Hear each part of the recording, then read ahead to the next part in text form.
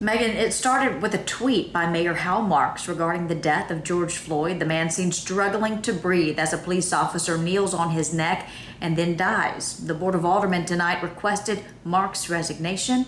He declined.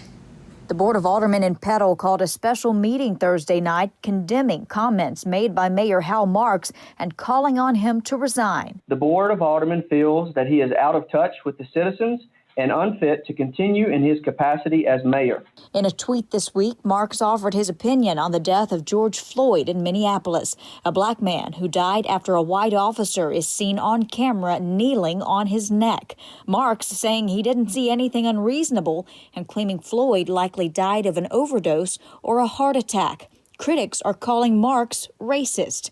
At Thursday's meeting, the mayor claimed his comments were misinterpreted. Nothing that I said in my mind was anything racial or no. You look at my words. Look. The mayor refused to resign. Marks' attorney insists the mayor's comments are protected under freedom of speech. Marks even insinuating that he would file a lawsuit if he is forced from office. At this point in time, I have 12 months left on my term.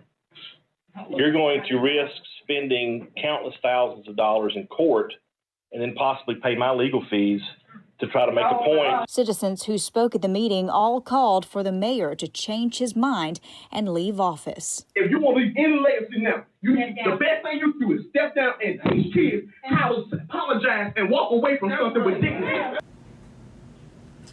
Petal aldermen voted tonight in favor of reducing Mayor Marks' salary. Aldermen then tabled the motion until they can get an opinion on this matter from the Attorney General's office. And tonight, the executive director of Mississippi's NAACP is reacting to the controversy. That's just a sickening thought that today so many folks view the brutalization of the African-American community, African-American men, as being reasonable. Executive Director Corey Wiggins says it's up to elected officials to speak out against inhumane treatment, and he says there are a number of things police departments can do, such as review their training policies and also retrain officers.